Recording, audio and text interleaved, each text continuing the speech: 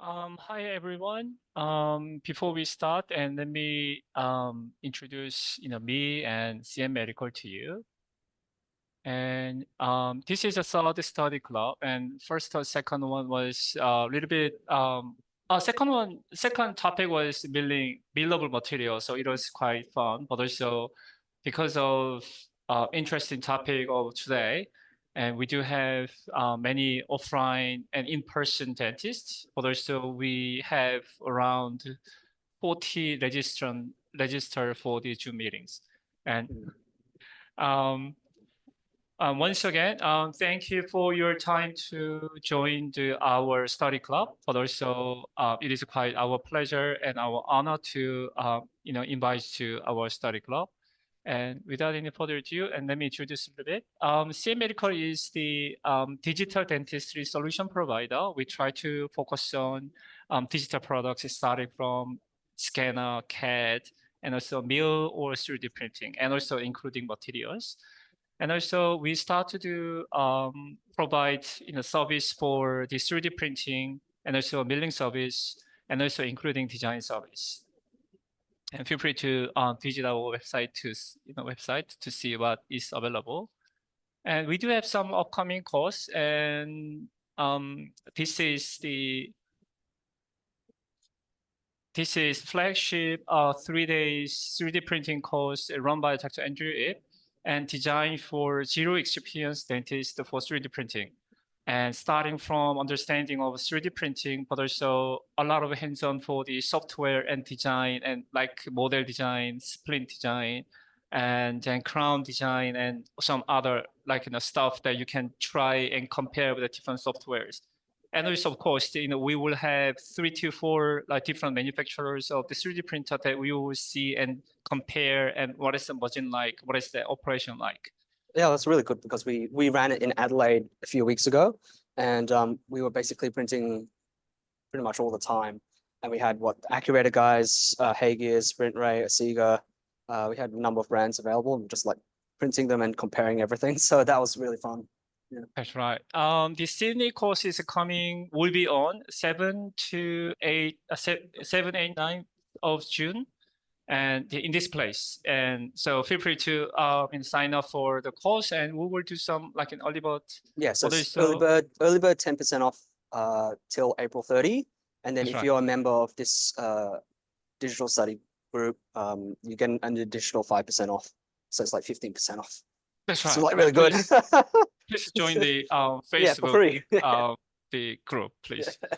And also, we encourage you to bring one of the associate dentists or your dental assistants, and at least for the first day, for them to understand what is the 3D printing like, for them to understand to support your digital workflow. And another thing is 2 weeks later, we are going to have the ADX, and I'm sure it is very hard to find the booth based on the number. So we will have 2 entries from this house, and number 5 and 6, and come in and make a left turn in the middle, and we'll be there. And we will bring the milling machine and 3D printing machine from Accurator and also Stratasys, which is you are able to see color printed in one-piece material from the back. But also it will be the exhibit during the ADX. And most importantly, and Dr. Andrew will give the speech during the ADX. He was nominated as one of the speaker, and topic will be printed illustration. Is it end of milling era?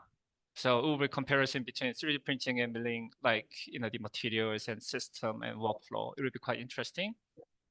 There will be 2 days speak, and the Thursday, Friday, after lunchtime, and morning time 11:30 on Friday.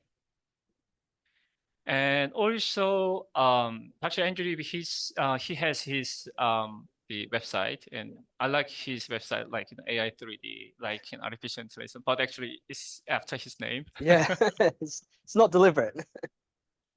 And he's also a member of Royal Australian College of Dental Surgeon, and he has graduate diploma of orthodontics and also digital dentistry. and also he has a master science in implant and dental surgery. And without any further ado, I will invite Dr. Andrew to read the presentation today. Cool. And And then we will be recording this. So if you want Oh, to yes. refer back to kind of like the live demos that we'll do later on, then yeah, we'll have access to everyone who's registered.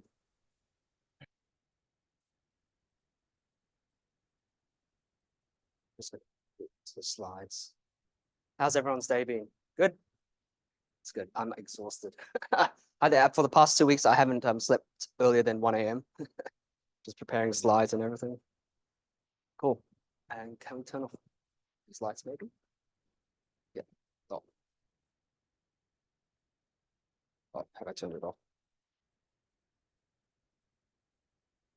You.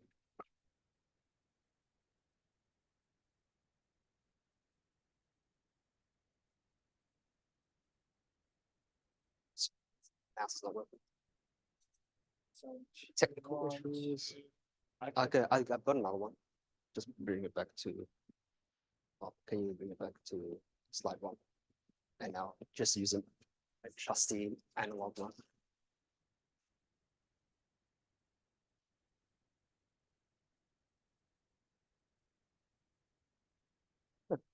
This one. This one. Sure.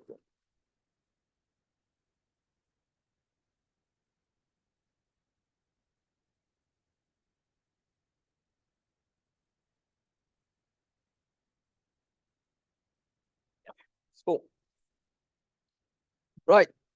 So thanks for coming this evening. I know you probably have more enjoyable things and fun things to do on a Wednesday evening, but yeah, we do appreciate you coming in.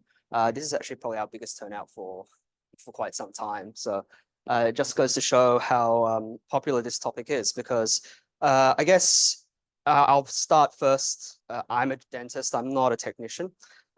So the work that I will showcase and the stuff that I guess my experience with staining will be, I guess, in a way, how I've done it in the past and currently, rather than, you know, I've learned it at technical school or something like that. So I guess in a way, I feel it's more practical because at the end of the day, I think most of us are dentists here. I think all of us are dentists here. Yeah, Kevin? Except for you. At the end of the day, we're billing the most when we're actually practicing dentistry, not when we're doing things like this, right? So we have to make the process efficient. So either by you know, teaching staff, delegating staff to do it, and if you are delegating staff to do it, then you have to make it somewhat systematic and quite, you know, easy to follow. All right. So yeah, thanks for coming to staining night. If you need any links to any of my socials, my Instagram, Facebook, you can scan that QR code and it'll be there. All right, a whole list of all my links, including all my, you know, future events as well. And of course, got the social pages there and my YouTube channel. If you want to design, or if you want to look up, you know, how to design certain things on certain software programs, chances are it's also on that as well. Cool.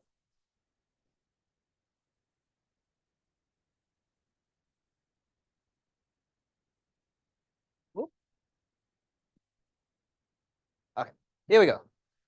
So what are we going to go through? First of all, we're going to go through why even try characterize, you know, restorations, our crowns, our bridges, our onlays, inlays, you know, why bother, you know?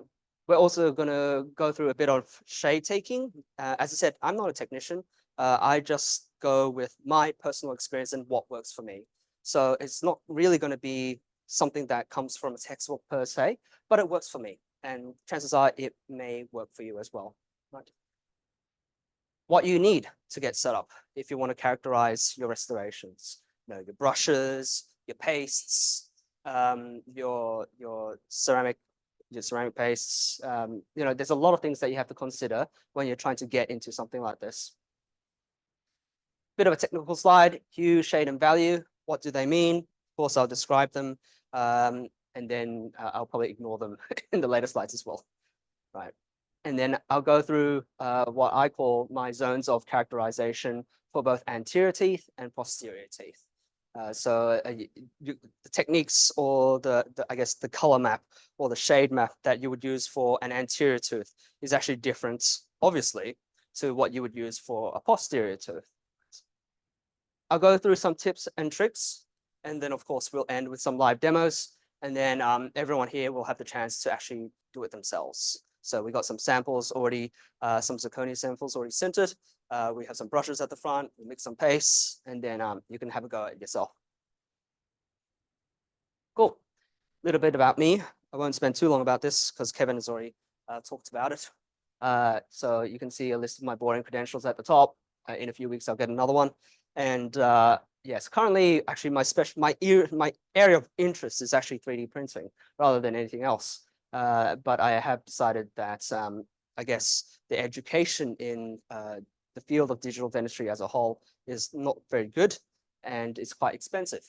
So that's why we actually set up this study club, because it's actually dirt cheap for you guys to actually learn how to try some paste rather than spending a few $100s or even more learning it. So yeah, I started everything off as a hobby. And just like my ceramic staining, I also just basically learned myself. So I teach a lot of things myself. I taught myself how to, the ins and outs of 3D printing through very peer-reviewed sources of education, such as YouTube and Facebook. And but here we are today. And I guess the last thing I would say is that I do actually have an online course with the Institute of Digital Dentistry. Those are the guys that do the scanner reviews. And I'm actually a guest 3D printer reviewer for them too, because I've used quite a lot of 3D printers. In fact, that's the list that I have right now. Yeah, that's a lot. It's growing. There's another one on the way. Right. And of course, future events, ADX in a couple of weeks' time. I got my 3D print. Oh, yeah, I forgot digital dentistry and technology, and also in May. I'll be in Malaysia in May as well. In June, I'm running my flagship course in Sydney again, and then Perth in August. And scattered throughout all of these months will be sessions like today. So today we'll be going through staining, characterization, and I think next session will be on different software options like Exocad, 3Shape, Blender for Dental, all of that stuff. So that's also very, very interesting. Cool. All right. I don't normally do a welcome to country. I don't like being welcome to my own country where I was born in. But what I do acknowledge are the people that shape us to be the people that we are today. So both my parents are actually dentists, and they want to have nothing to do with digital dentistry. It took them actually a few years, and now this year they've only now started scanning, which is great. I mean, it took them a while, but we got there in the end. So I like this photo because this is one of the very, very few photos that I have of both my parents and myself, in one room, basically working. In middle picture, that's my lovely wife. She's definitely the more people person in the couple. Actually, I'm very, very introverted, and I wouldn't have never expected that I'd be giving presentations and courses in as part of my job, but I guess it is life. Life does have a funny way of taking you where you need to go. So yeah, that's my wife, and of course, very importantly, my two cats, Max at the top and Minnie at the bottom. Those are actually 3D printed helmets that I had designed for them. The visors are actually printed in a clear splint material and polished to a very high shine. I didn't make the costumes; those are pre-made and purchased, but those helmets are 100% 3D printed, every last bit. Yeah. So that's basically what I do on the side when I do actually have some free time. And it's funny, but their Instagram page has more it has more followers than I do. So it's very humbling, very, very humbling. All right. So why characterize? Why should we bother going through, why have you come today? Why should we bother going through all of this process, right? First of all, there's a bit of ego and pride to it. Like, it's nice to showcase your work, have nice work. It's nice when you look at your own work, as you review the patient 6, 12, 18, 24 months down the line, you can see your work, it looks nice, That's, that shouldn't be underestimated, having pride in your own work. Okay, so that's one thing. And I guess in a way, for posterity, patients generally, at least in my practices, don't really care whether you stain them or characterize them. And to be honest, for most posterity, I don't characterize them either. I simply polish. But once in a while I will. And yeah, it does give you a bit of a sense of accomplishments and happiness and satisfaction that money doesn't often just give you. Of course, for anteriority, very important. Some of these materials that we use, of course, zirconia is being pumped out left, right, and center. It's very, very popular material these days, but it still, can look a little bit flat. So that's where our staining comes in, anterior aesthetics, getting those small little fine features and characteristics that you cannot ever, get from a mill or from a block of ceramic. If you're doing same day or same appointment treatments, actually showing your patients the staining process actually tells them that you care, that you're actually putting work into their work, right?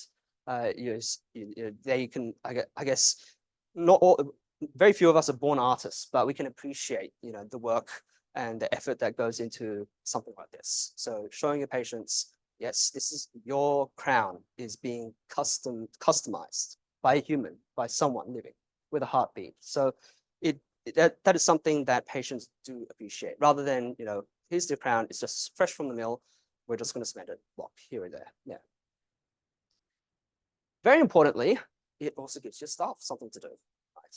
And it's not just, plain old, the regular, daily job and rigmarole of dental assisting or support work. This is something, a little bit artsy, a little bit fancy. It's really quite rewarding when you train your staff to do it. I still do most of my characterization because I enjoy it, but I have actually trained my staff to do some minor characterization. Very importantly, when you start actually doing it, like tonight, when you start doing it, you'll actually appreciate the amount of work that your technicians actually put into your crowns, your veneers. That should definitely not be underestimated. So they're kind of like often the unsung heroes of prosthetic work, but often your technician makes you look good.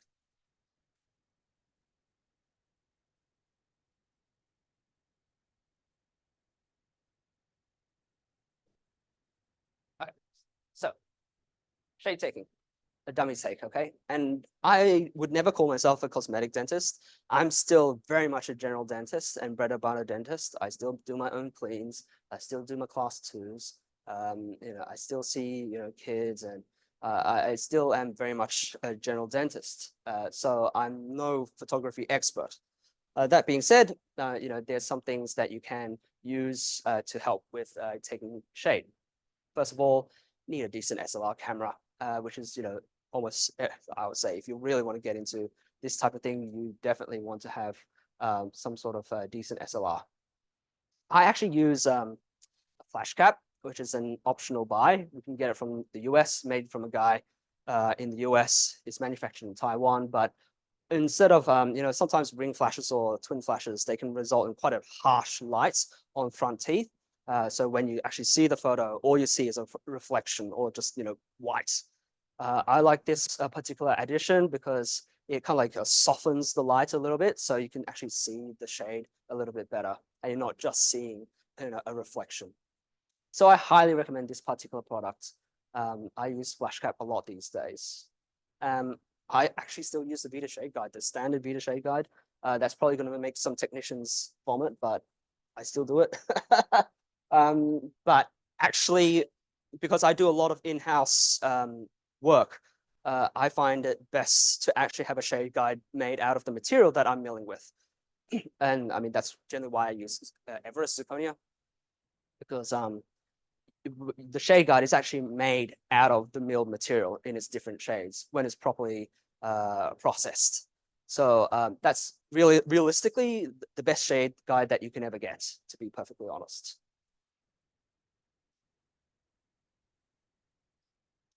Right. Okay, some little cheat things or little tips that you can use. Spectrophotometry, yes. So basically these little gadgets or gizmos, they basically help to measure shade or assess shade. Whether or not they work, I would never look, I love machines, I love toys, I love software, but I would never 100% trust something like this. But they're, if you're not sure, they're a great little tool that you can, use as an adjunct. I would never completely rely on it, but then they're nice tools. They're not overly expensive as well. The Vita one is less than $3,000. Yeah, it's less than $3,000. So in the grand scheme of things, if you're doing a lot of cosmetic work, it's actually not a lot. The other things that you can actually do is that if you have a Meta intraoral scanner, some of you do, I do, they actually have a very rough kind of like shade assessment on that as well. As I said, I would never rely on this completely, but it just gives you an idea of what blank you should use. It's nice. As I said, you wouldn't rely on it, but the tool is there for you to be used, other things that you can get, cross-polarizing filters, white balance cards with your photography. Yeah, if you're really into photography, that's a whole different topic, and I'm definitely no expert in that. One of my friends, David Attia, he's like the king of photography. He's definitely a person who, if you really want to get into digital photography, he's the one to talk to. But yeah, not me. I try to be very practical and try to minimize the amount of kit that I have. I already have enough machines.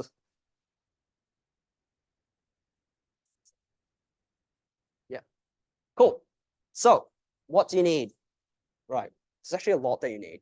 It's not just as simple as getting your paste, your brushes, and off you go. No, a lot more. First of all, your brushes, they should be metal free because you can introduce metal ions in the ceramic paste, and theoretically that can cause some discoloration in your tints. So yeah, metal brushes, metal-free brushes, definitely what you should get. You can get them from the craft store if you're cheap, or you can get them from dental lab stores.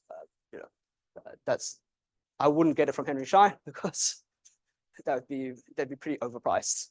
Yeah, but I get a lot of stuff from Alf Bond and Kevin actually. Kevin, you actually sell quite a lot of holders and things like that as well. Yeah, small bits and pieces. Yeah, I mean, if you're cheap, yeah, just go to any craft store, art store, and then when the brush, the bristles start fraying, then just chuck out the brush.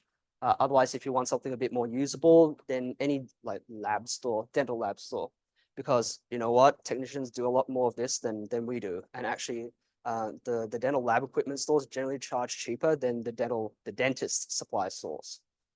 You need, of course, a furnace. We have the Vita Smart Fire at the back. You need some sprues to hold or place your crowns on. Hemostats, tweezers, something to hold your crowns while you're, essentially laying these ceramic pastes on. Throwing pegs, pins, similar to sprues. Refractory putty is a it's a nice thing to have.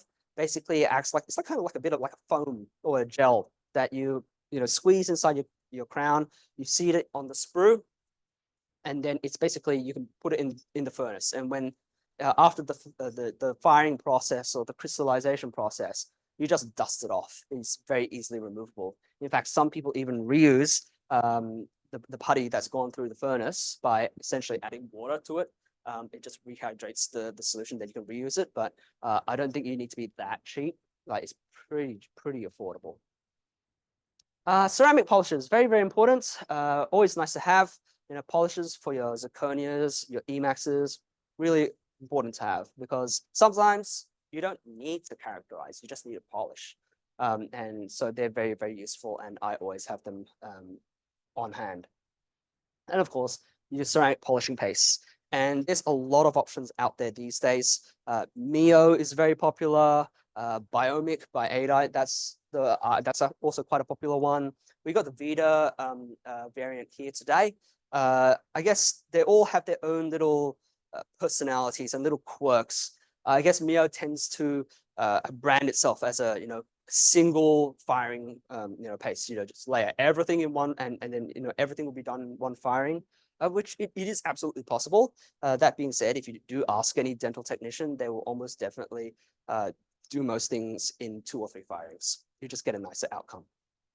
Vita is, generally speaking, in my experience, a two firing process. So you will lay down your colors first, then fire it, and then afterwards you would either spray your glaze on, or you can layer it on as well. So that's the Vita one. They all have their little personalities and attributes that are either good or bad, just different. Okay, ceramic stains, right? As I was mentioning, there's a lot. Mio, GC's has their own one.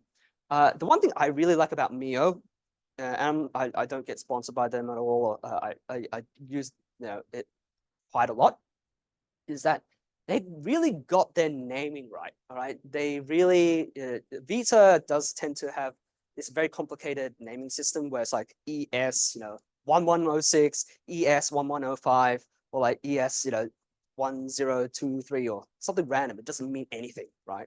Whereas with Mio, they're named or labeled by the colors, like Stormy Shadow or Coral or something like that. So it's a bit more descriptive, and you kind of like remember it a bit better. So that's one thing that Mio did get right, especially when it comes to dentists actually using it. Yeah, it is a nice system. And then as I said, Vita Accent is more or less a 2-stage system. Universally, what you'd have to do is you kind of mix them to a honey-like consistency. So they're not too thick, but they're quite they're certainly not fluid, that's for sure. And you'd usually, the principle with all of them, more or less all of them, is that you lay down a very thin layer of glaze on your crown or your veneer, and then you actually flow your pigments on top. You actually drag your pigments to where you want them to go. So that's generally the principle of most of these ceramic stains. So actually, I always say, less is more. You don't want to kind of like, especially with your translucent areas in the incisal region, you don't want to put a huge dollop of your gray blue and then drag it all over the place. Less is actually more. Very importantly is that pretty much all of them nowadays are what we call WYSIWYG. So what you see is what you get. Some of the kind of like traditionally when we lay in a cut back method, where you cut back the porcelain and then you actually layer a certain thickness of ceramic on top, those ceramics wouldn't come in the color that they turn out to be. Whereas these pastes, what you see when you put that down, that's generally what you're going to get, which is really good. Right. So hue, saturation, and value.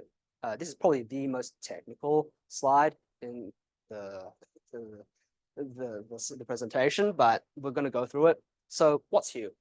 Hue is basically the color, all right, of what you're trying to achieve, whether it's gray, blue, an ochre color, or reddish brown, yellow. That's what your hue is essentially, right? Your chroma is basically how saturated that section of color is. If you're having not too much chroma, very light chroma, then it tends to be quite lighter, a bit grayish. All right. Whereas if you've got an intense chroma, it's very saturated. Right? It's a very strong result. And then value, that's basically your lightness, basically your tints. So how dark, how light your color will be. So that's in principle what we're trying to balance out when we're trying to characterize our crowns. A mix of all of these: hue, chroma, and value. Whoa. Spoilers. Okay. Right. One reference, the triple R protocol. And actually, I was just basically doing this subconsciously, but I find this a very efficient way of characterizing something, breaking down a tooth to what you need to focus on, right? First of all, you need to recognize certain structures in the tooth, right? For instance, the neck of the tooth generally has more chroma, right? Or the incisal edge, there's a bit of a blue-gray area, then you have a bit of a halo. Different areas, different colors. In the body of the tooth, you may have, mamelons, or you may have striae, hypomineralization, right? That's really important. And then probably the body actually of the tooth is what varies across the most. You should record it, like especially at the start. If you're not doing same day, then yeah, take a photo, put it up on a big screen. When I'm staining and glazing myself, I take a photo, I put it on a big screen so I can see and what the different features of the tooth, where they are. Okay, so different structures. Halo at the tip of your incisal edge in the anterior. That's generally going to be a little white, a little light cream, bit of vanilla type of color, right? Just ever so slight. Actually, the halos, in my opinion, quite easy to do. Then you have your translucent zone. When you go back home, when you brush your teeth tonight, see how translucent your anterior incisors are. At that edge. Mine are actually really translucent. So I think if I ever needed a crown or a veneer at the front, I do have a root canal treated tooth at the front. But yeah, if I ever needed something like that, it would be probably a very challenging job for my technician. Then you got your mamelons, which generally it's like an orangey yellow color, orangey yellow pinkish color, kind of like salmon basically. Yeah, coral. That's a good way to describe it. Then you also have this interproximal area where you have a bit of grayness as well. So you're breaking, the different parts of the tooth down. Now this QR code, if you scan it, that's basically a link to that reference. It's for free. So you can scan that QR code, it'll send you straight to that particular reference, which, I mean, it's a nice read, it's for free. And then of course, finally, replicating. That's probably the hardest part, replicating everything that you can see, right? But as I said, you have to break it down. When you're teaching your auxiliary staff, you have to break it down into simple bite-sized morsels that they can digest. When you see something, an anterior tooth, it can be quite, there's a lot of pressure, anterior, patient may be fussy, there's a lot of pressure, high stress situation often, but all you need to do is just break it down into sections. I think often we tend to overcomplicate things a lot. And I guess in a way that's often why this topic actually is quite popular, because we don't get to do this much, if not at all, in dental school. So it kind of like freaks people out when they suddenly start, oh, should I start characterizing? Where do I start? What do I need to do? What's the sequence, right? So we'll go through sequencing in I think in the next slide, we'll start going through some sequencing as well. So it's just breaking things down into smaller pieces that you can manage. Right. So zones of characterization. I've got a crown on now this is actually a 3D printed crown, but the principle is basically the same. I've got a crown on the left-hand side, which is characterized, and one on the right-hand side, which isn't characterized. Okay? So this is the first, besides, layering your initial very thin coat of glaze, this is the first section that I work with because it's the easiest. Once you do the cervical, that's it. Like, you never need to worry about it, right? Get it done, that's it. You never need to touch that area again. It's isolated. You don't need to the risk of you flowing other pigments into this area is quite low. So I always start with the cervical first because that's the easiest to do decently and not screw up everything else that you've done, right? So cervical, increased area of chroma, right?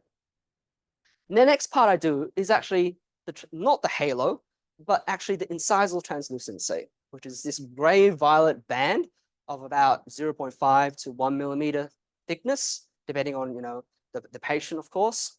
And then it does tend to extend into proximally, so mesially just like by a couple of millimeters. Once again, depending on the patient.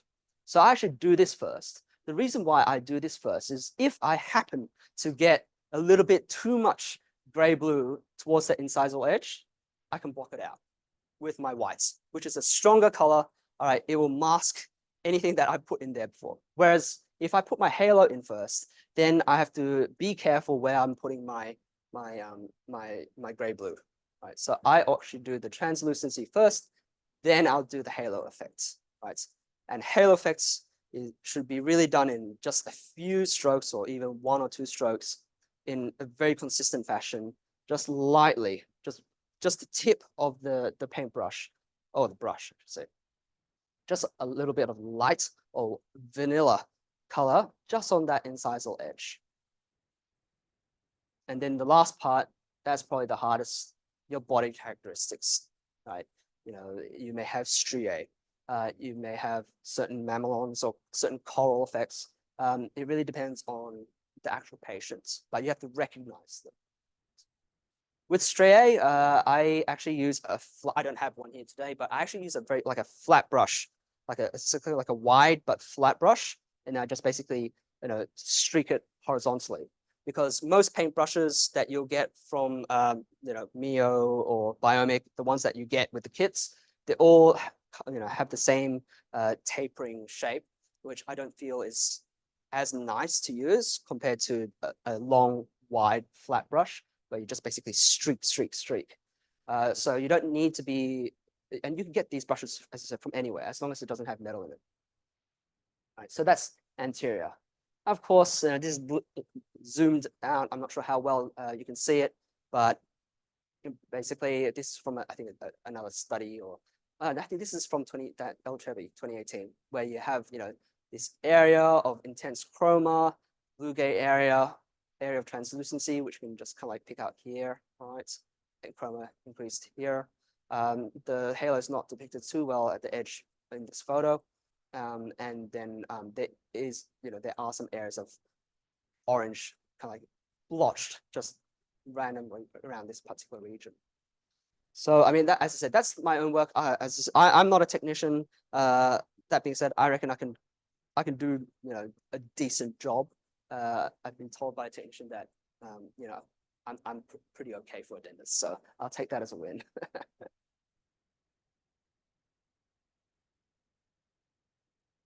Right, another photo, more of my own work. Actually, a lot of my practice was I can 3D print zirconia, but 3D printed zirconia is damn ugly. It's very, very opaque. So you actually have to spend a lot of time characterizing these 3D printed zirconia. And then you get somewhat relatively good at it. So of course you can see that blue-gray area, a bit of, you know, a white area at the halo area, tip of the incisal edge. Some mamelons here, so a bit of corally, orange, pink, salmon type of blotching in this region. And of course, a bit more chroma in this section over here. Similar situation over here. We've got a bit of incisal edge grayness, probably a little bit too much in my opinion. I've actually put some darker staining into proximally to actually, I guess it's an illusion in a way to actually, in the mouth, it makes it look like the teeth are a bit more separated. Right, so that's kind of staining into proximally. So I've extended the intense chroma into proximally. Okay, and then yeah, that's basically it.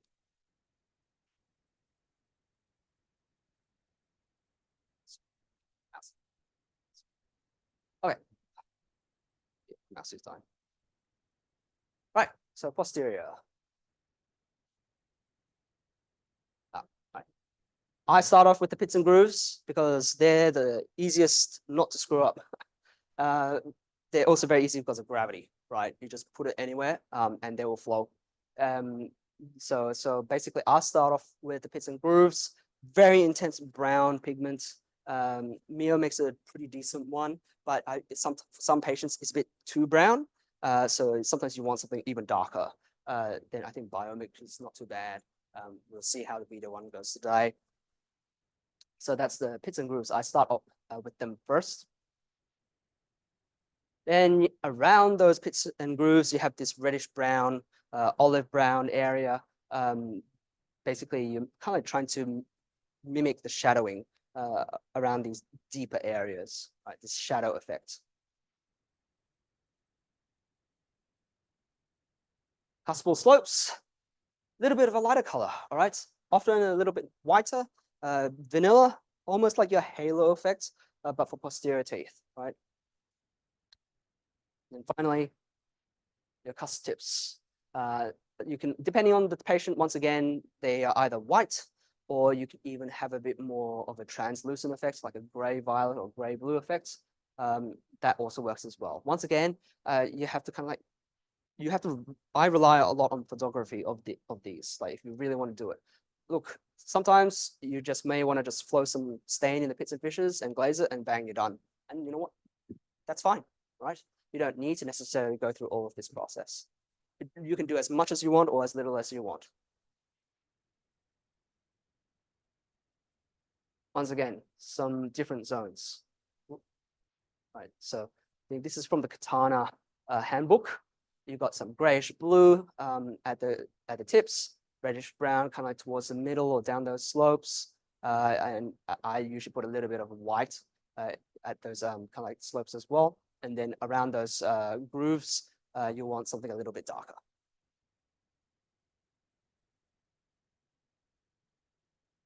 Okay, another little trick. So for those who actually mill zirconia in-house, this is something that you also may want to consider. You can actually incorporate stains into your green state zirconia before it's been fired. These days, they're all pretty much water-based. There's water-based and acid-based ones. Most of the products these days are water-based because they're a bit more friendly on your furnaces, but they can be a little bit unpredictable because when you paint them on, like so, yeah, they're completely a different color compared to what you're expecting at the end. So it's very hard to gauge your end results, but it is something, you know, an extra thing, right? Because these stains are actually incorporated in your zirconia, they actually get absorbed in the white, in the green state.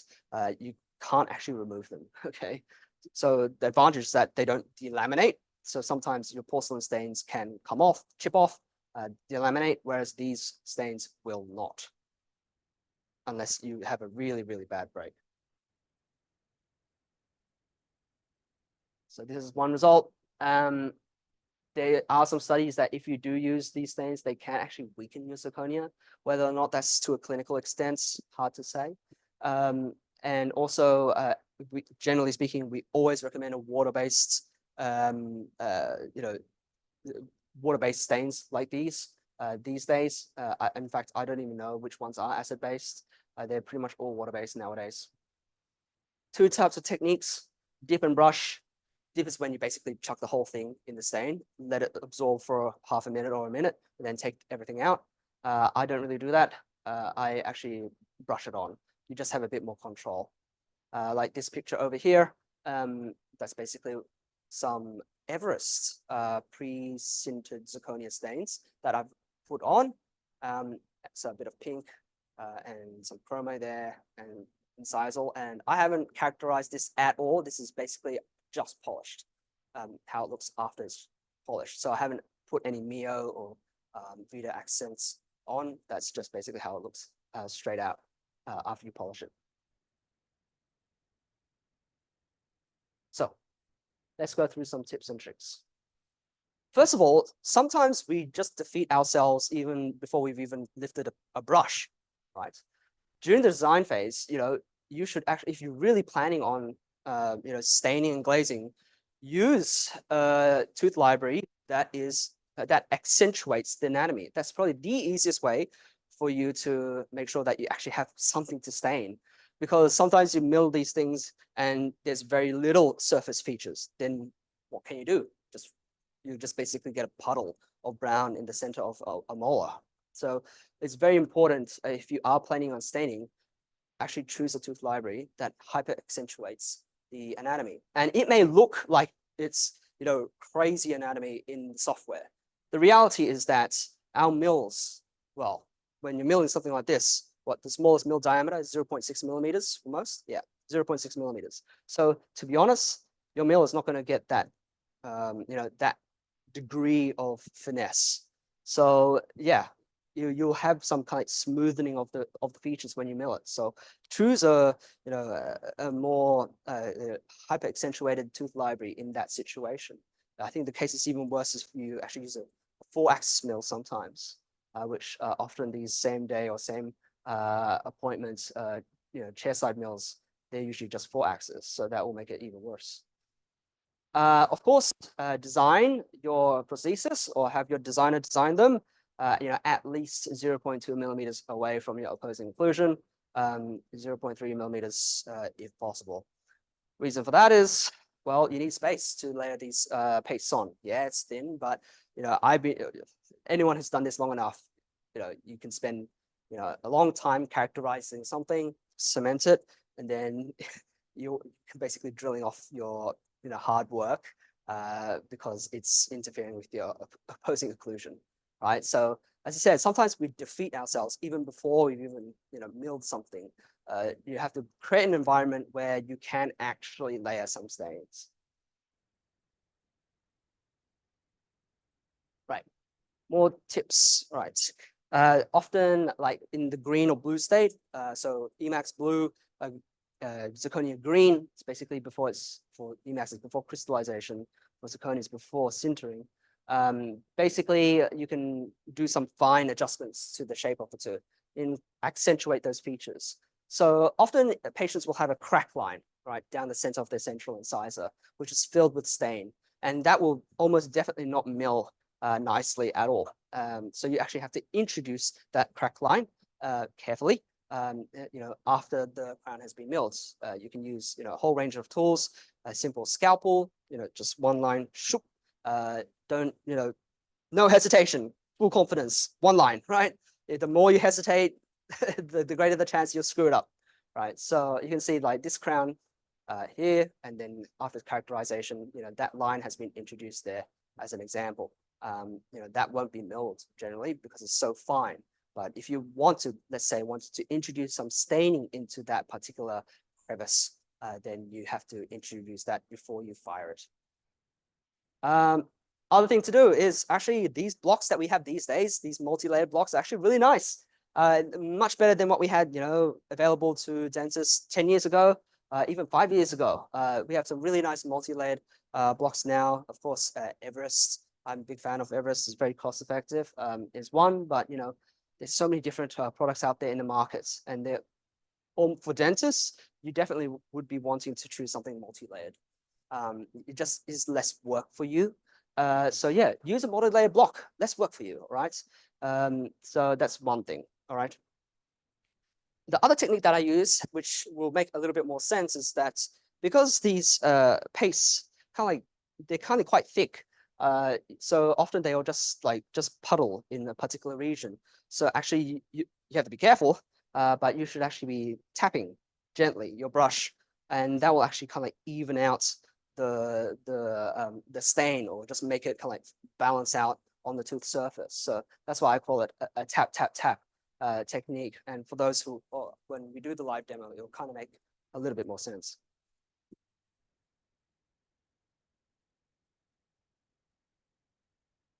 All right, so we're going to do a live demo now.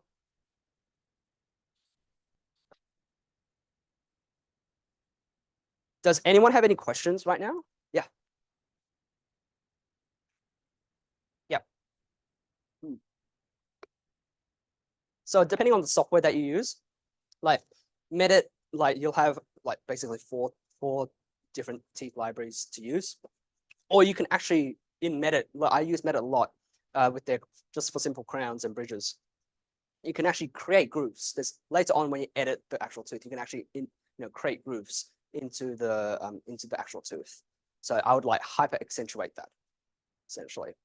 Yeah. Otherwise, if you're using ExoCAD or 3Shape, they have dozens of tooth libraries. So just pick one to that really has the anatomy on steroids, basically, right?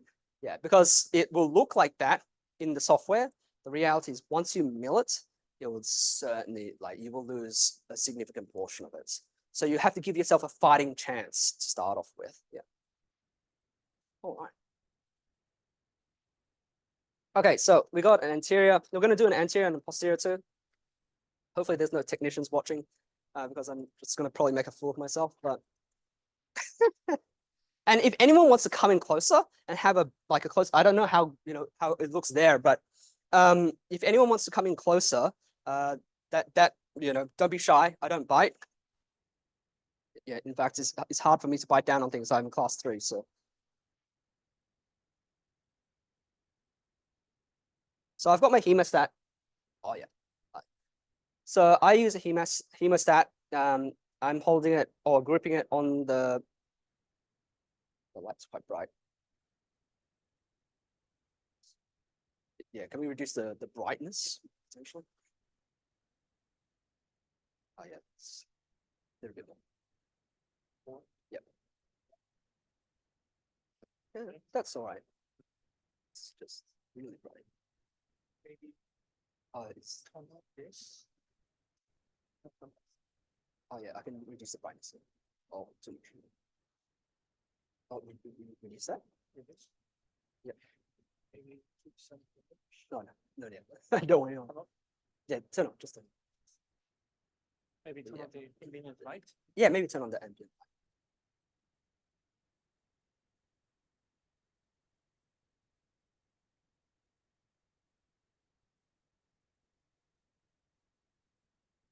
And I know a lot of people will probably use. Oh, actually, it's actually worse with the. It was actually fine. It's actually fine with the lights off now. Yeah. Yeah, that'll be okay now. I actually, a lot of people use loops and magnification. When they're doing something like this, you can. I don't. Because my patients, when these are cemented, they're not going to be looking at it with 2.5 or 4 times magnification. They're going to be looking at it from face one to one. So I actually do it in natural lighting. Now we don't have natural lighting here, but I actually do it in natural lighting. I actually look at the crown without magnification, because that will really, sometimes as I said, we overcomplicate things. So I'm going to, so basically we've got my hemostat here. There's many different tools that you can use. Hemostat is probably the easiest. This is actually quite a nice crown holder. So that's basically, it's kind of like a spring function. Yep. Under 40. Yeah, of course. Yeah, I mean, whatever, look, to be honest, whatever works for you. Yeah. But yeah.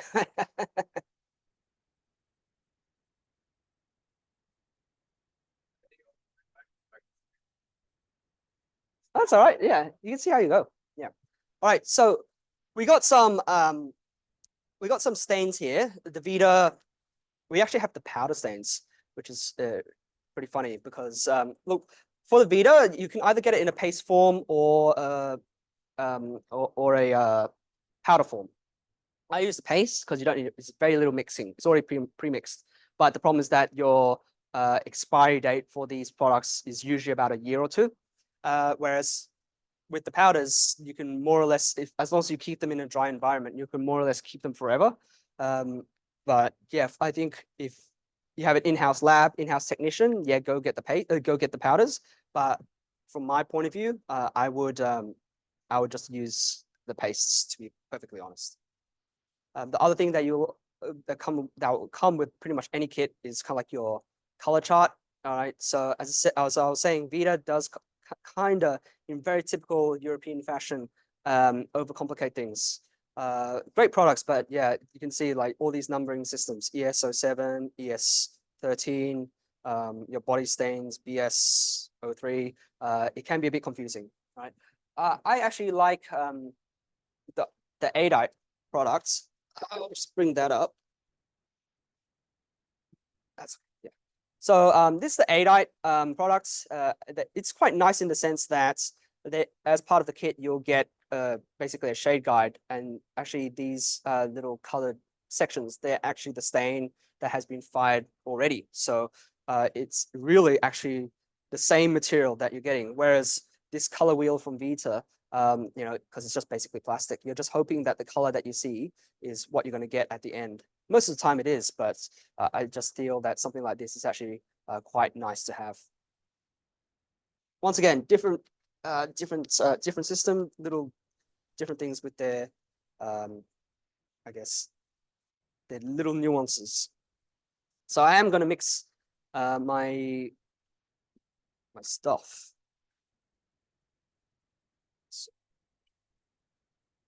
So we have a white, we have a dark brown, we have a blue, we have like a navy blue, and then we have a grayish blue. So we're not going to do something terribly complicated, but just something so we can start off. All right, so first of all, brand new bottle.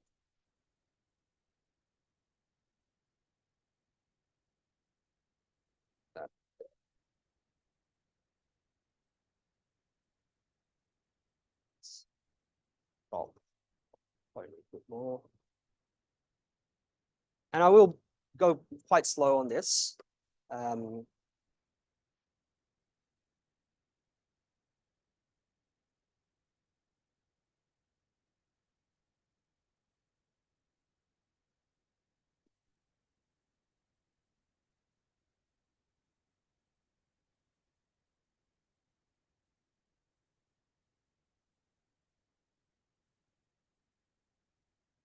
Don't want to dispense too much.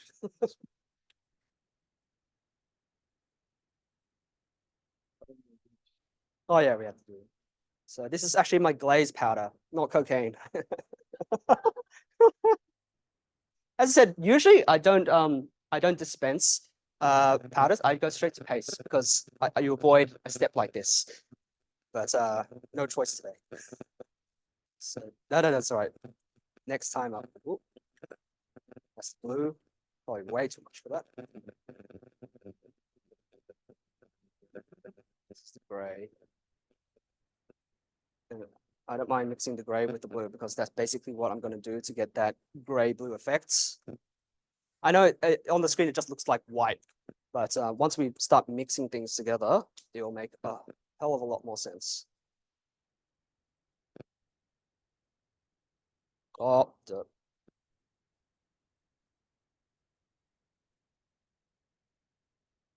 Brown. Then this is the white. So this is.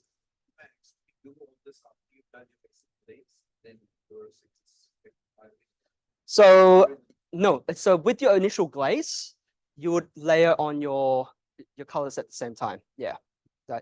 You'll when we fire it, I'll fire this today, so you'll see the whole process. Vita is a two-step process. So when I fire it, everyone is going to freak out. It's going to look like everything's chalky. Then I'm going to actually apply some glaze on top, and then you'll see it. Yeah.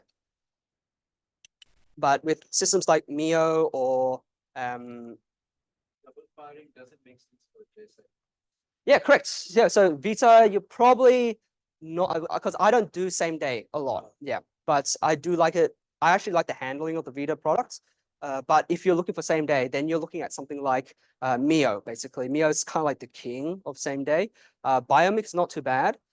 You can do it, but even with Biomic, they also say they have like their one pathway for single firing, and then they also have a separate pathway for two-stage firing. And I feel personally that you almost always will get a better result two-stage. But I mean, if you're doing posteriors, doesn't matter, right? Only if you're a technician, then then you have no excuse.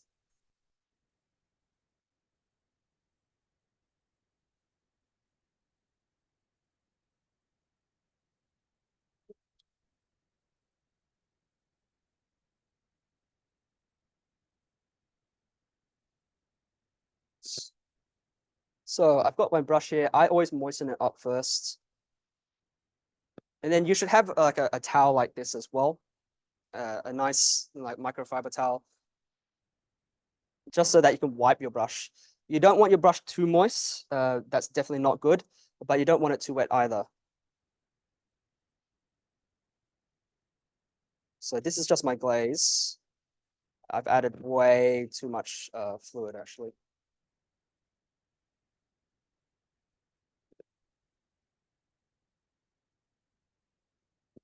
So unlike 3D printing resin, like if you happen to get this on your hands, it's not the end of the world, right? It's just basically ceramic filler.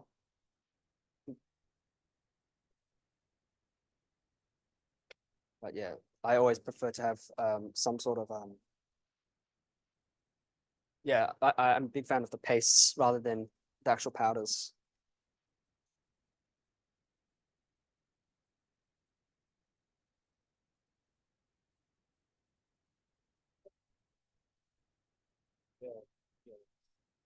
Pardon? What? Alpha Bond, yes, Alpha Bond, yep. They don't do a good job of selling to dentists though, for some reason. Yeah, yeah, it's quite high end for labs, yeah.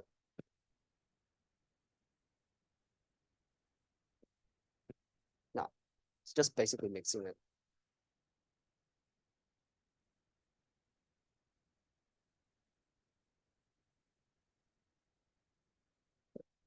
So that's glaze. Let's mix our blue.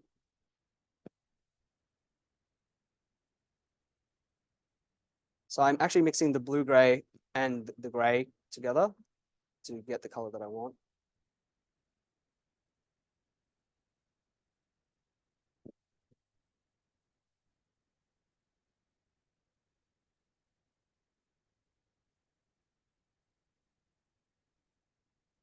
So once I mix it, like I'll use the same stains for the posterior as well. It's the same thing for Symphonia and Synthesis too. Yeah, more or less. Yeah. I mean, for me, a crown is a crown, basically. Like,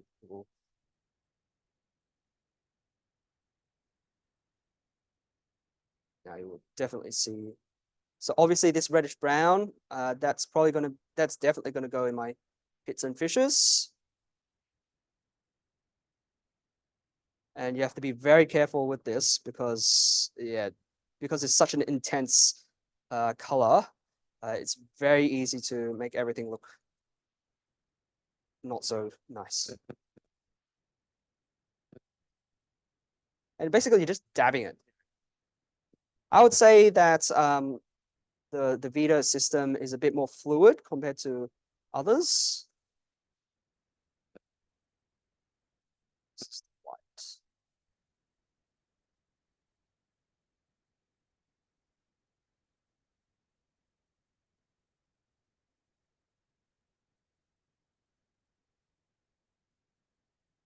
Should actually do you have a effector or yeah? Party and What yeah. Might as well get that.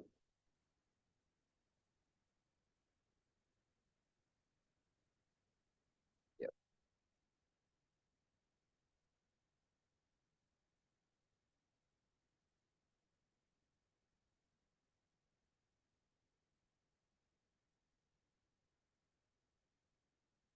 You do have to be very careful because often when you well in here I'm mixing it, but often with the paste when you dispense it on a little dappen dish or some sort of palette, like I have a palette here with me.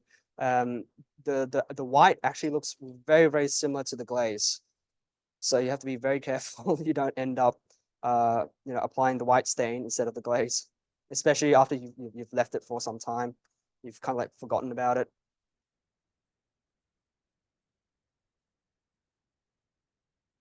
And this is actually the A effector stain. So actually, like it's basically the A line of shades. The more you dilute it, the lighter the A shade you get.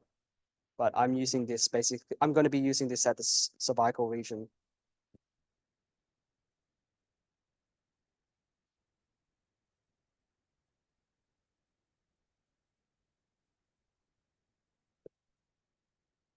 Cool. Right. Well, that's ready.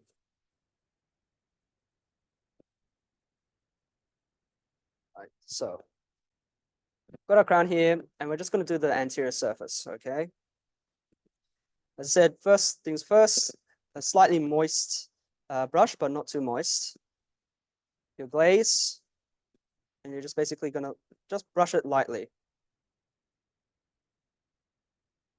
Very thin coat.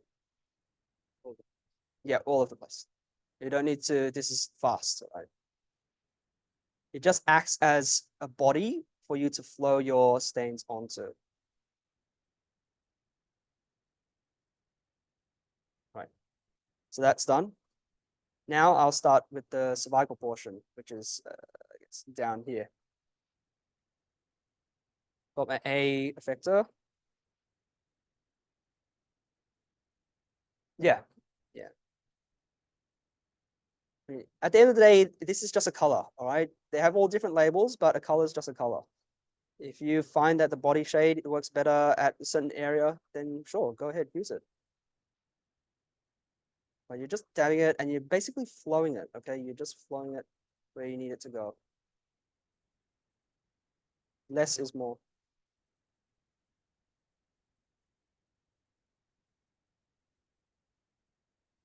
And when I say tap, the tap technique, to make it like your stains kind of flow a bit more evenly, make sure you're holding your crown firmly, all right? But you're doing something like this. And that's just going to help, move your stains where you want it to go, just to kind of like balance it out.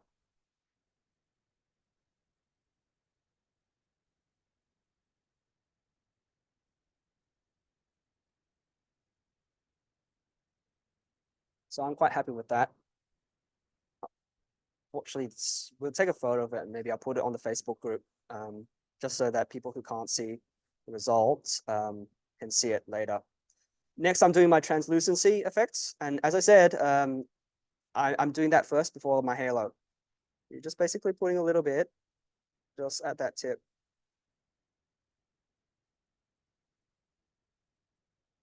And you probably want to extend it mesially and distally.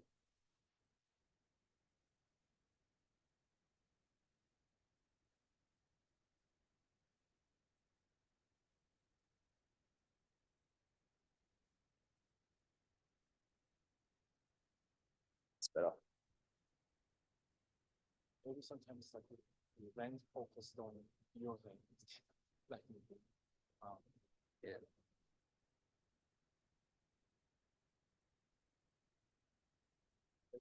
this blue gray. Yeah, a mix of blue-gray, basically. You don't want too blue, but you don't want too gray either. So it's actually a mix of both. It's like a purple blue-gray. When it comes to zirconia, like the liquid, I do have quite like good sales on like opaque for the crown masking the inside of the company. So when the grand stage of zirconia, they try to mask the the ultimate shape comes out. So basically the green stage is more like an effect, but you can use that one as kind of like a masking of the metal shade inside. Because sometimes like a clutch case, the print red, Yeah. like this porcelain on top, it does not work. It's better to do like a pink masking on for the gingival area first, then go for the like staining or effect will work. So Right, so I'm going to do the halo effect now. Full confidence, like I've got a dollop and I'm just going to basically run that along like this. That's how it should be, okay? The more you hesitate, the more chance you actually have of actually screwing everything up. And ask me how I know.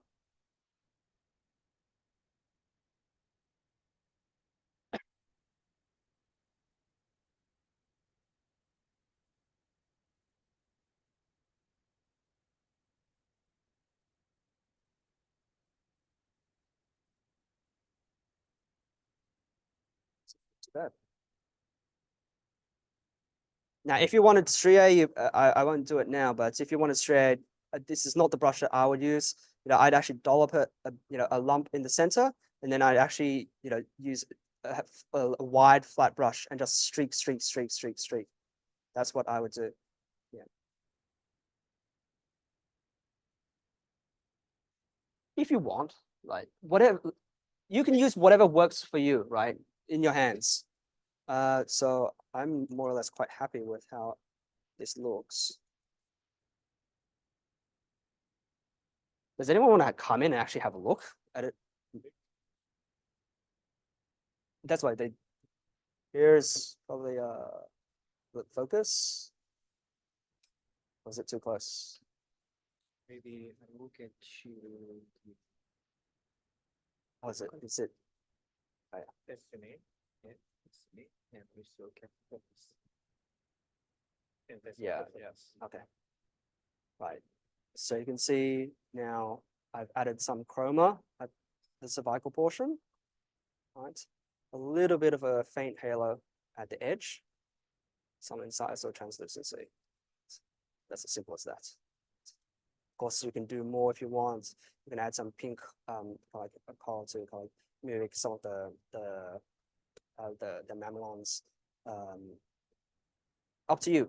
Really depends on what you want. Now you remember how this looks. We're gonna fire it, and then everyone's gonna freak out because it's not gonna look like. Yeah, sure. Yeah, you can take a photo. Here, after.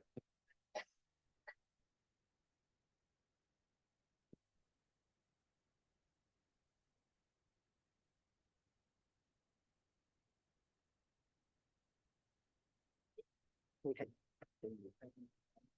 How long does it take? About 15 minutes. Oh yeah. Maybe put it over there. So Christian, Andrew. Yep.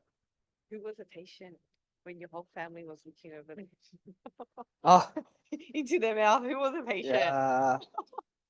Oh, that was I think like a family friend or something like that. Yeah. Yeah. That was yeah, it was a family friend. Yeah. Like, is it your wife? Nah. And, oh, you know how you were talking about the putty? Yep. And Comes out like this. The putty is something like this. so this It is will, that what this sits on yeah. to help prevent it yeah, from wobbling in wobbling. there? Yeah, basically. Oh, okay. And when it comes out, like Yeah. we'll put some in the furnace, it'll come out like a, oh, I'll show it to the screen. Mm. It'll come out like a white foam, basically, which you just Okay. peel off. Yeah. Okay, so Yeah. he didn't put any of that on. No, because he just put it on a little pin, so you don't need this. Some different systems, like you have a sprue, then you should put some glue in, basically. Yeah. Right, so we're going to do lower molar. What the focus? Oh, stain fixation. Stain. Very important that you actually use the correct firing protocol. So because we're using a Vita product, they already have Vita settings on there. So it's basically if you don't have them loaded on your stain and glaze furnace, then you can usually most furnaces you can manually input it in. Okay. We're going to do a posterior now. Oh, let's zoom out.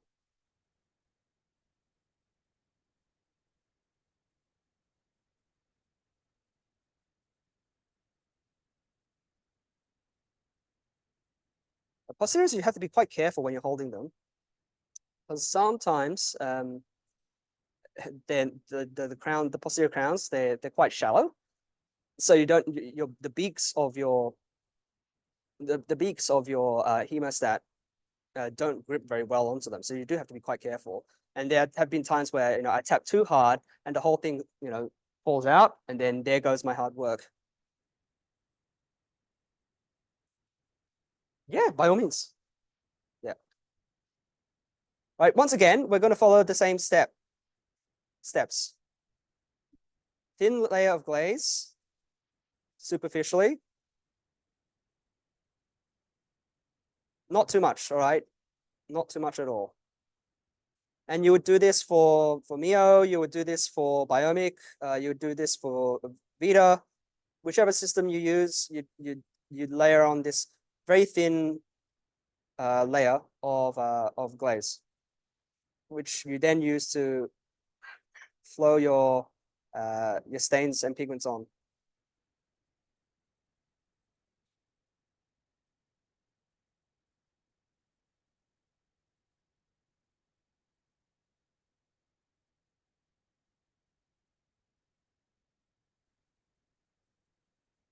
If you have to be careful.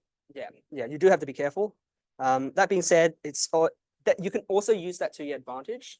So certainly with Mio, even Vita has a specific structure type of glaze where if you have a loose contact, you want to build up a contact, you can actually add ceramic on. Yeah, yeah. But absolutely, you do have to be careful not to go crazy.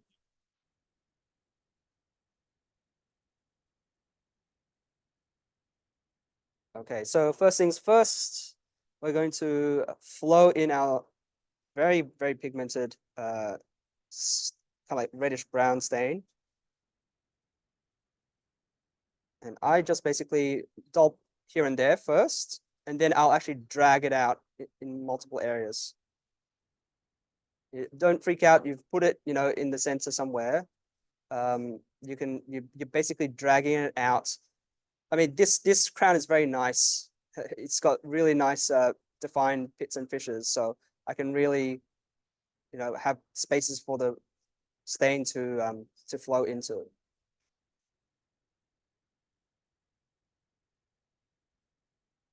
Probably this is a little bit too reddish brown for my liking, but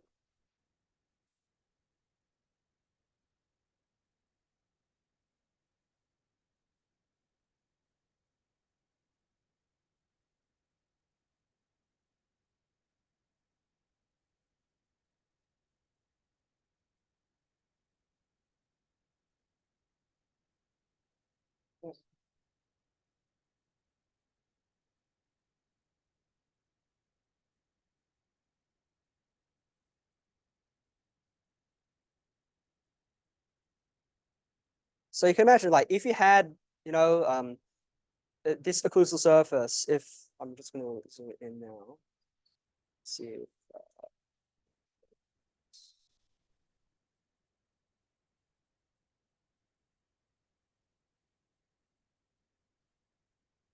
all right.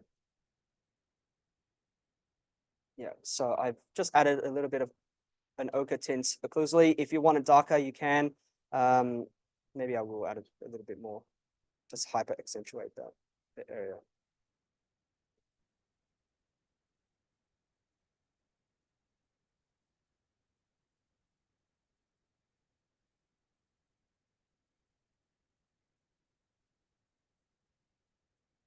Awesome. Tap.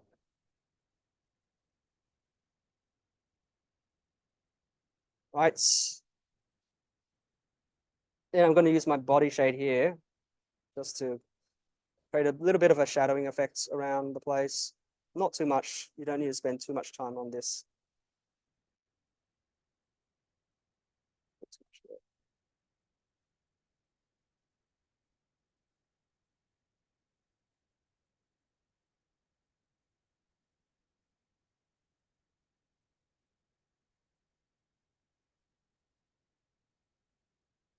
That will probably do.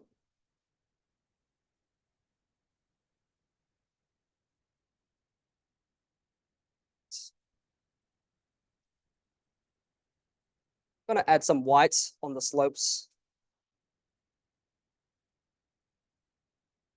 My white's probably a little bit too diluted.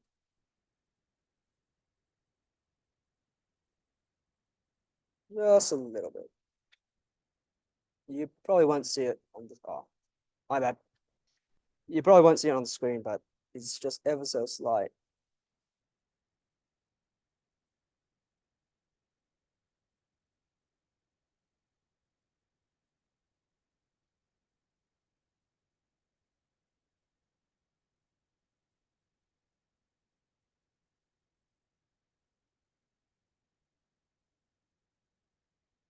Okay, that's not looking too bad now. And last little bit, we're going to add some violets on the cusp tips.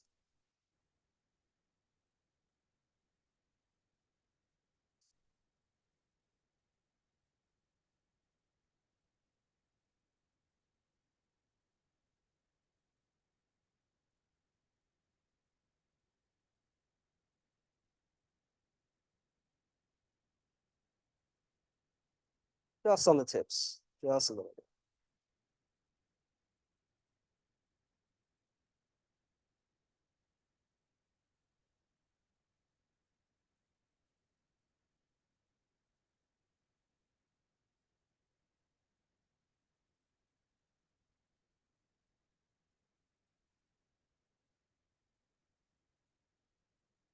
Just have to be careful with these, especially these dark, strong colors, like the violets, the dark browns, that you just don't put too much.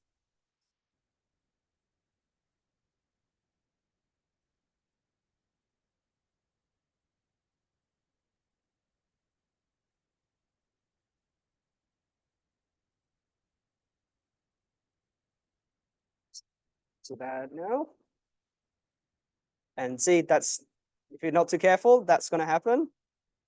That should be all right though. Yeah, that's all right. Yeah, so you just have to be careful when you do something like that you don't fling everything around the place. But otherwise, I'm pretty happy with what I've done.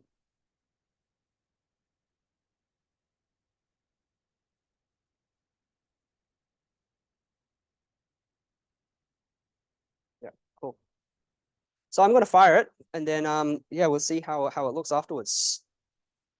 So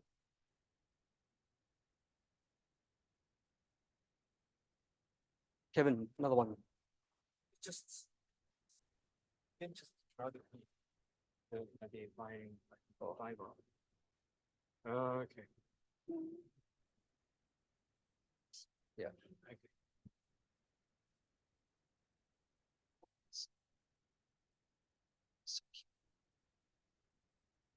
All right. So we're firing those. We can Kevin, can we turn on the lights? We can probably who wants to have a go? Anyone want to have a go? I mean, you got your sample, so like, this is the time to play around with it. I will mix up. Actually, there is symptom. Maybe one symptom. One. And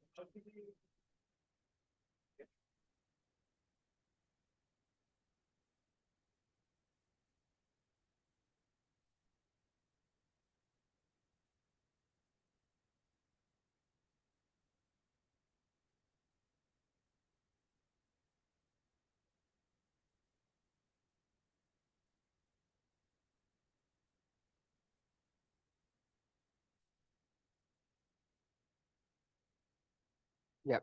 Someone can use this one. So this is glaze, violets, dark brown, and this is the white. And that's the A body shade. Yeah. yeah,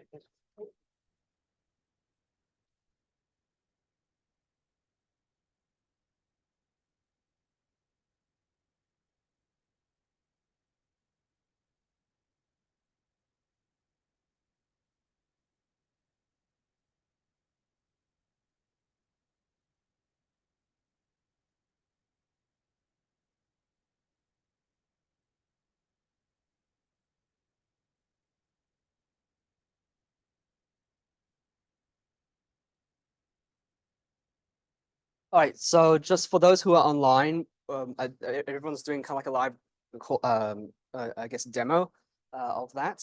But yeah, we'll probably take some photos before we fire them, and then after, and we'll put it on the Facebook group so you can see kind of the result.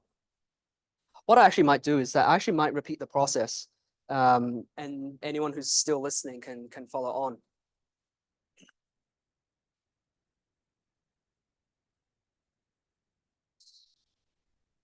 blue, gray. Yep. And brown and white. Yep. Yep.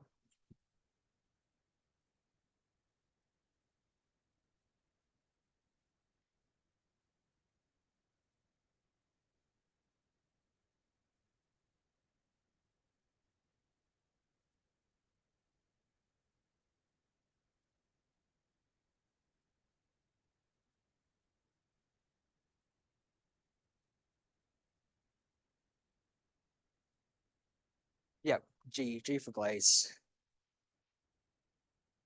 White, and then A.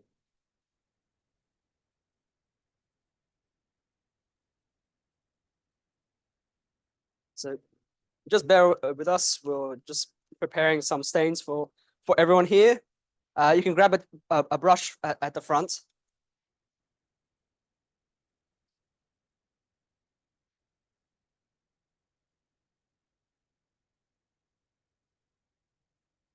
Otherwise, I can dispense some of this.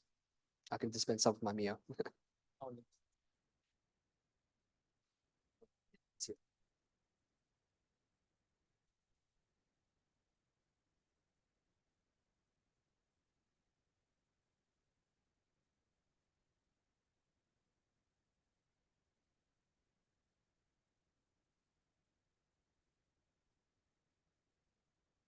Yeah, it's very confusing.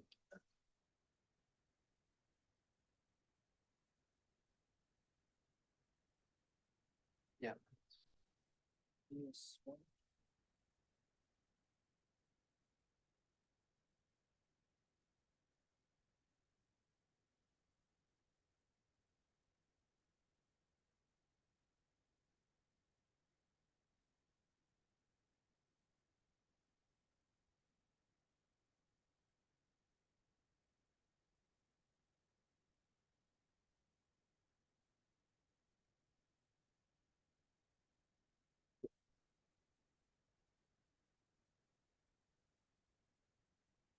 Yeah.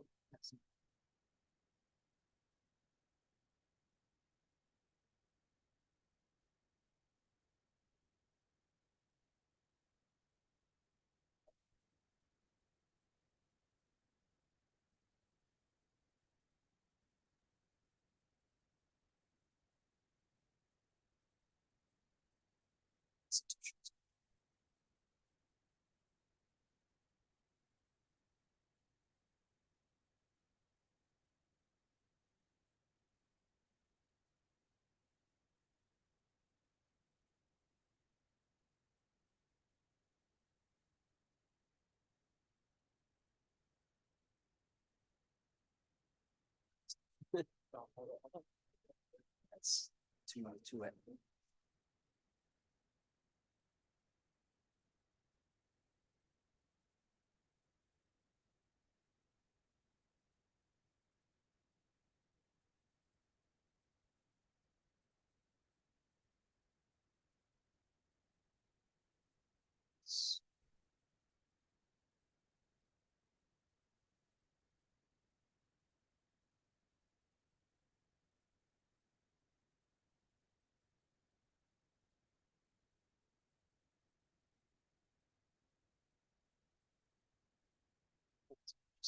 Yeah, spent some Mio.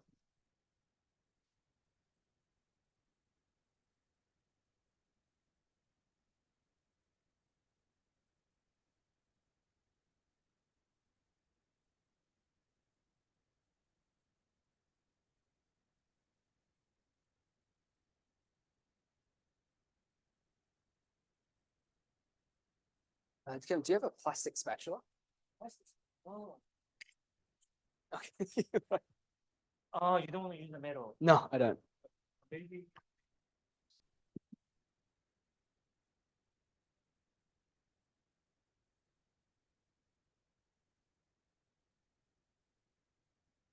Yep, that should be all right. Yeah, should be good.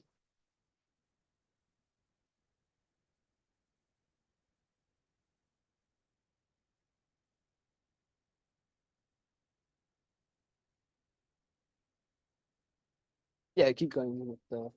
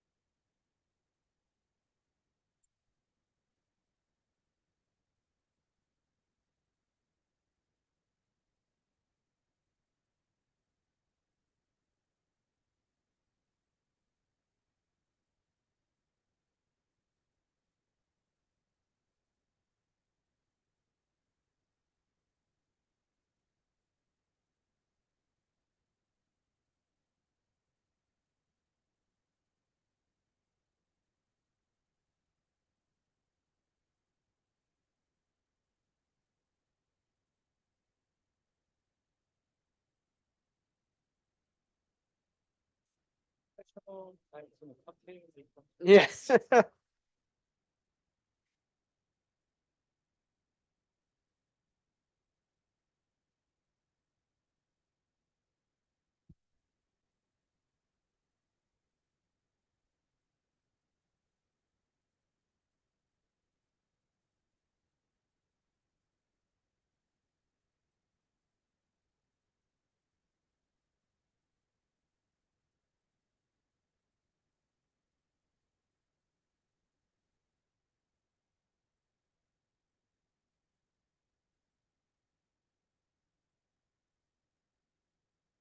That's good.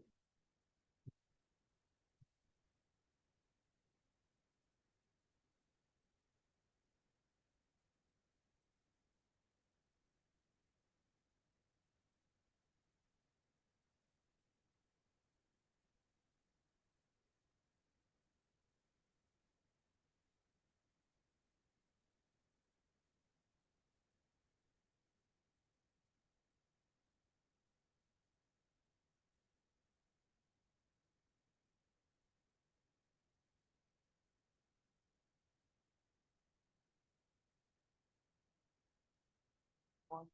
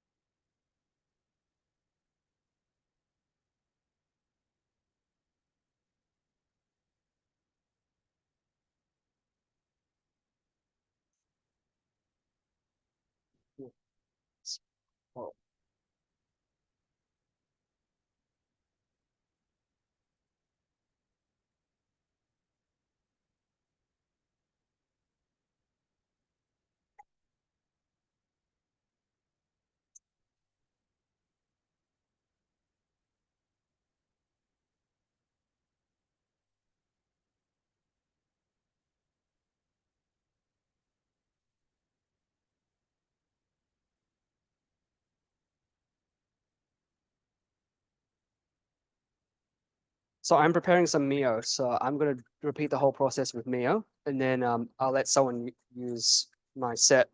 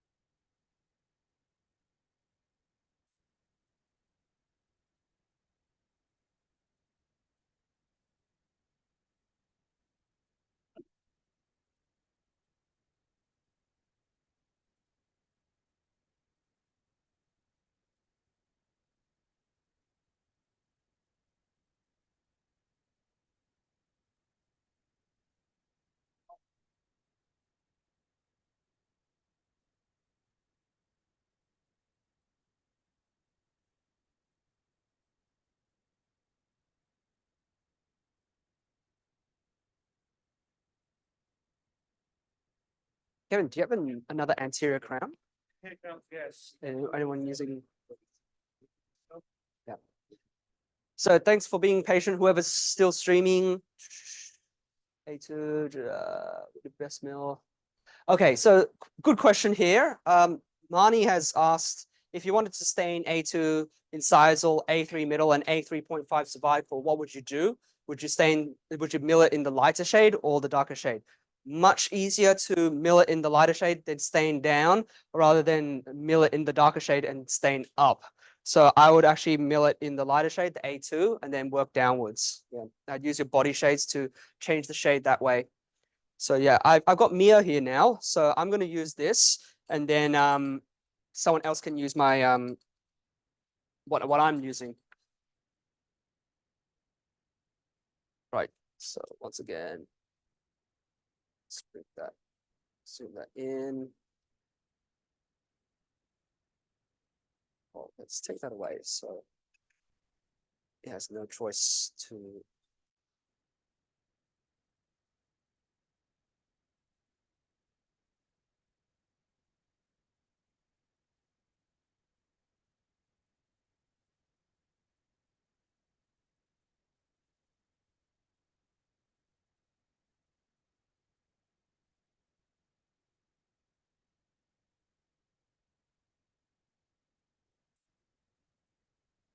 Yeah.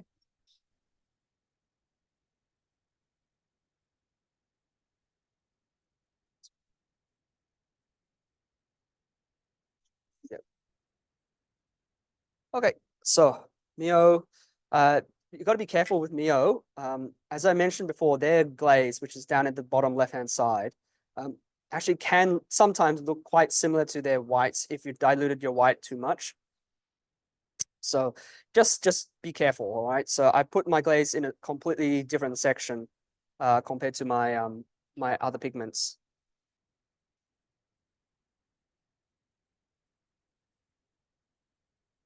So once again, just layering on, quick layer of glaze.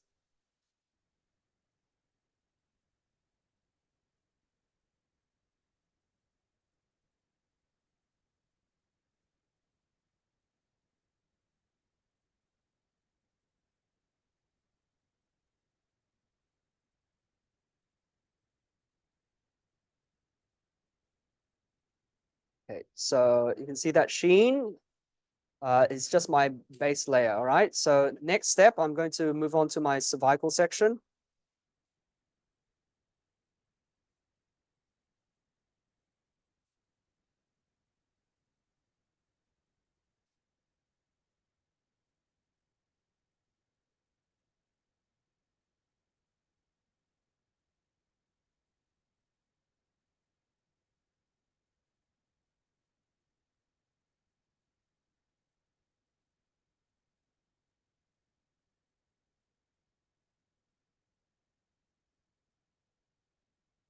So with Mio, as I said, we're trying to do this everything in one go. So this is all going to go in the one firing.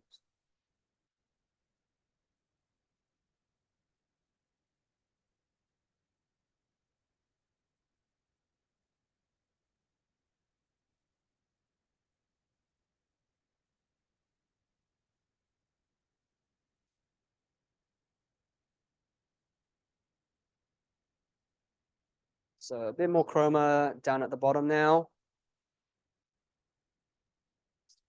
Just a light tap.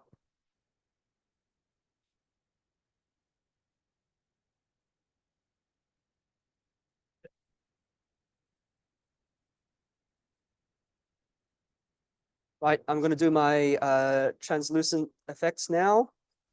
With the Mio, it's quite thick, so you do have to be quite careful not to add too much color.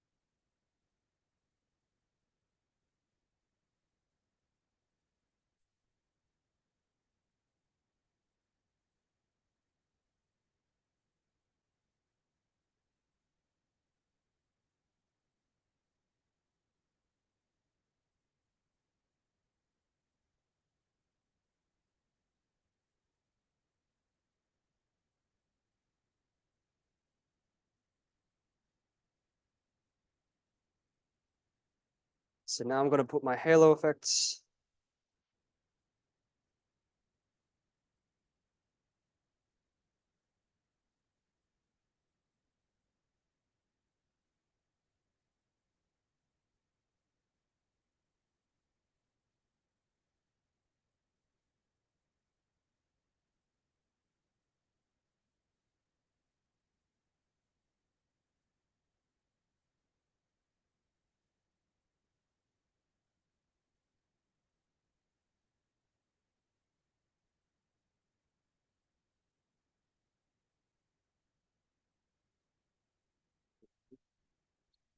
Yeah, yeah.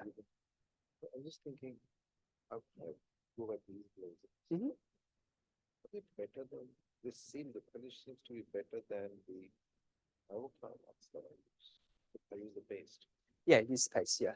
What, you feel these ones are better or? I think these are better. Well, that's why I actually like the Vita ones, Yeah. but the problem is that it is almost fire. it is a two-step. Like when you if you want to Yeah, fire it, very we'll fire fire. it. Yeah, Like it'll look it'll frosty. look frosty, and Yeah, then you yeah, layer Yeah, yeah that's, yeah. I get that. But I mean, I actually feel like it is a nice product, but it's not a chairside product in my opinion. Yeah. Because I'm seeing the effect on these, like this is how your crown eventually will look after firing. Yeah, correct. So, but After this- you this- apply your second, yeah. yeah. Yeah, it is, as I said, Seems to have a it is a nice nicer effect. sheen. Yeah. Vita is still kind of like more towards Like, technicians. actually, Yeah. I mean, I put some brush strokes with the glaze and I can actually see them quite easily. Rather than when I use the paste and I try to do the brush strokes. Yeah, yeah. It's very difficult to work really hard at it.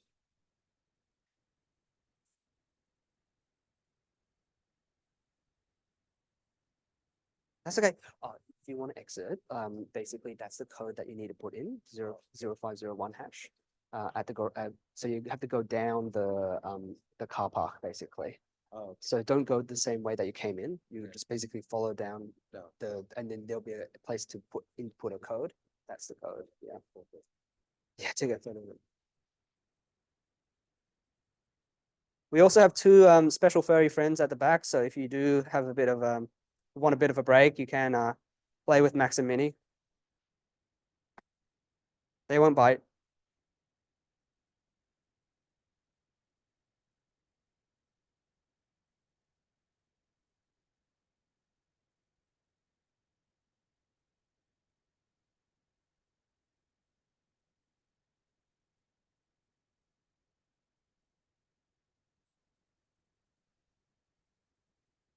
Are there any questions in the chat?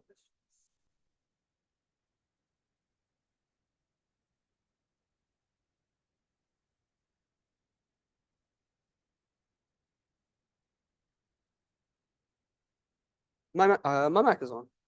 Yeah, yeah. It's probably I'm kind of like mumbling at the same time. So.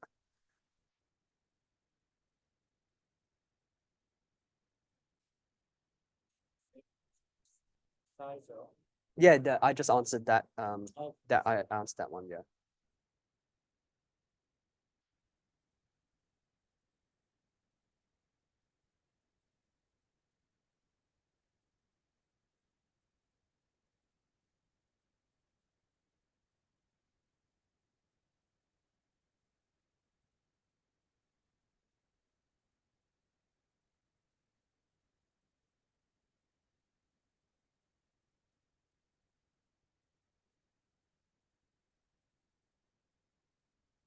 If you talk about this, if follow and like make it right, and believe the left down to ground floor. When you go to the ground floor, just then concentrate, and you will see the back light of the gate. And that gate on the left hand side, there is a key. And we have to punch the number to open the gate. The number is 040501.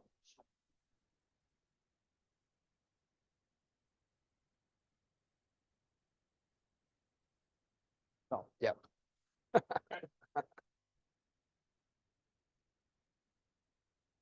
All right.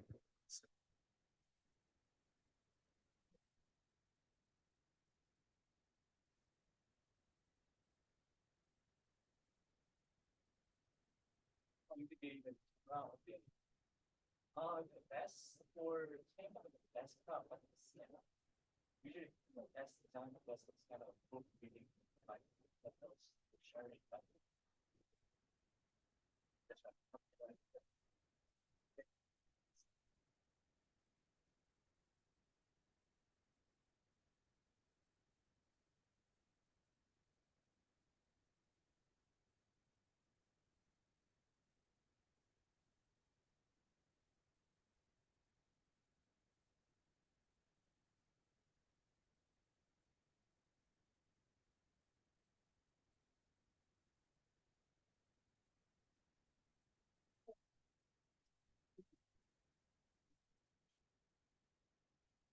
Yeah, all good. Yeah, no problem. Yeah, see, yeah, good to see you again. Yes, yeah. Yeah, all good. No problem, no problem.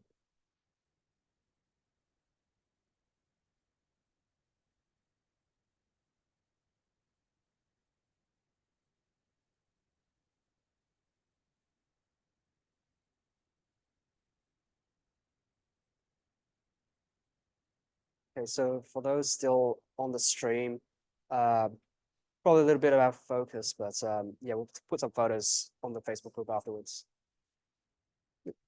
No problem. It's good.